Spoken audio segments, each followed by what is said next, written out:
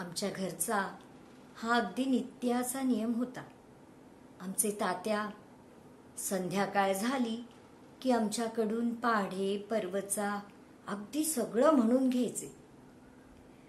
मग पावकी, निमकी, दीडकी, अडीचकी ह्याची तर अगदी घोकमपट्टीच व्हायची.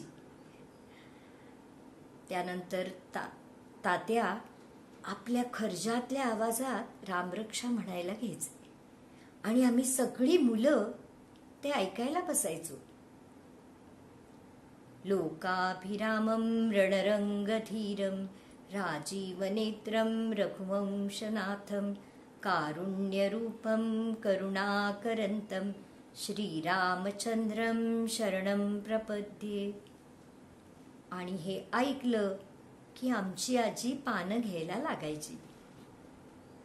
मग आम्ही सगळ्या मुलांनी तस्मत् कारुण्य भावेन रक्ष रक्ष परमेश्वर असं म्हणून सगळ्या मोठ्यांना नमस्कार करून जेवायला बसायचो.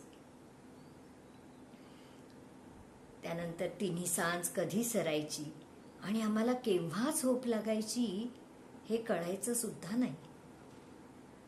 मग पहाटेला ओम नमस्ते गणपतये त्वमेव प्रत्यक्षं तत्त्वमसि त्वमेव केवलं कर्तासि त्वमेव केवलं धर्तासि त्वमेव केवलं हर्तासि त्वमेव सर्वत्रं खल्विदं ब्रह्मासि त्वं साक्षात्मानासि नित्यं.